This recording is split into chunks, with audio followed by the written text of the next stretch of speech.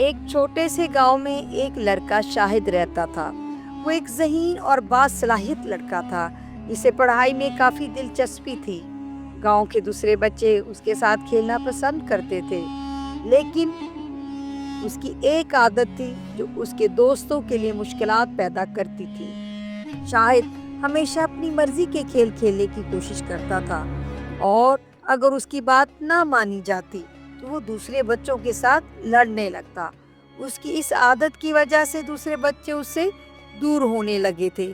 ایک دن جب بچے کھیل رہے تھے، شاہد نے پھر سے اپنی مرضی کے کھیل کرنے کی کوشش کی۔ اس بار باقی بچوں نے فیصلہ کیا کہ وہ اسے اپنے کھیل میں شامل نہیں کریں گے۔ جب شاہد کو یہ بات معلوم ہوئی تو وہ بہت ناراض ہوا۔ اس نے ایک بچے عارف کو دھکا دے دیا۔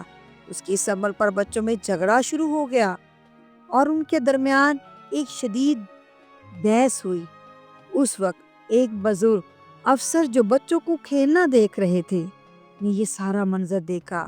وہ بچوں کے لیے ایک اچھے رہنما مانے جاتے تھے اور ہمیشہ انصاف کی بات کرتے تھے۔ انہوں نے بچوں کو اپنے پاس بلایا اور کہا، بچوں، یہ کھیل دوستی کا ہے، نہ کہ جھگڑے کا۔ ہمیں چاہیے کہ ہم ایک دوسرے کا احترام کریں اور دوسروں کو بھی کھیلنے کا موقع دیں۔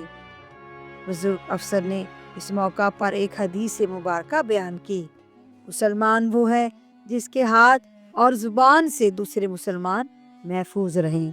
بچوں نے بزرگ افسر کی بات غور سے سنی۔ انہوں نے سوچا کہ شاہد کی عادت کو سمجھنا ضروری ہے اور اسے صحیح راستے پر لانا چاہیے۔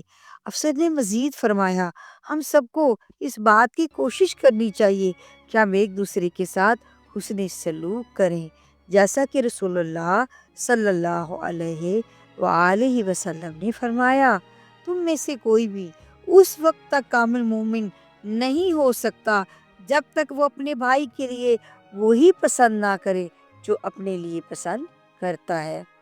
بچوں نے فیصلہ کیا وہ شاہد کی مدد کریں گے۔ انہوں نے یہ طے کیا کہ ہر بار جب شاہد اپنی مرضی کے کھیل کے لیے محنت سماجت کرے گا تو اسے نرمی سے سمجھائیں گے کہ دوستی میں سب کا خیال رکھنا بہت ضروری ہے۔ چند دن بعد بچوں نے دیکھا کہ شاہد پھر سے کھیل کے دوران اپنی شرارتوں میں مصروف ہے۔ اس بار بچوں نے فیصلہ کیا کہ وہ اسے دانشمندی کے ساتھ سمجھائیں گے۔ عارف جو شاہد کا دوست تھا، اس نے کہا، شاہد، کیا تمہیں نہیں لگتا کہ ہم سب کو مل کر کھیلنے کا موقع دینا چاہیے؟ اس طرح ہم سب اچھا محسوس کریں گے۔ شاہد نے عارف کی بات سن کر غور کیا اور پھر کہا، ٹھیک ہے، میں کوشش کروں گا، لیکن تم لوگ بھی میرے کھیل میں شامل ہو جاؤ۔ عارف نے مسکراتے ہوئے کہا، ہم سب تمہارے ساتھ کھیلنے کو تیار ہیں، البتہ ہمیں مل کر کھیلنا ہوگا۔ شاہد نے اپنے دل میں محسوس کیا کہ دوستی میں سب کا خیال رکھنا کتنا ضروری ہے۔ اس نے معافی مانگی اور بچوں کے ساتھ مل کر کھیلوں میں حصہ لینا شروع کیا۔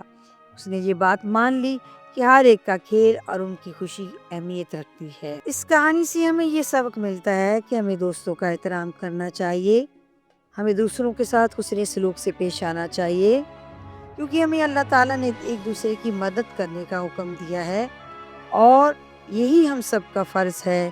یاد رکھیں، اللہ تعالیٰ ان لوگوں کو پسند کرتا ہے جو انصاف کرتے ہیں۔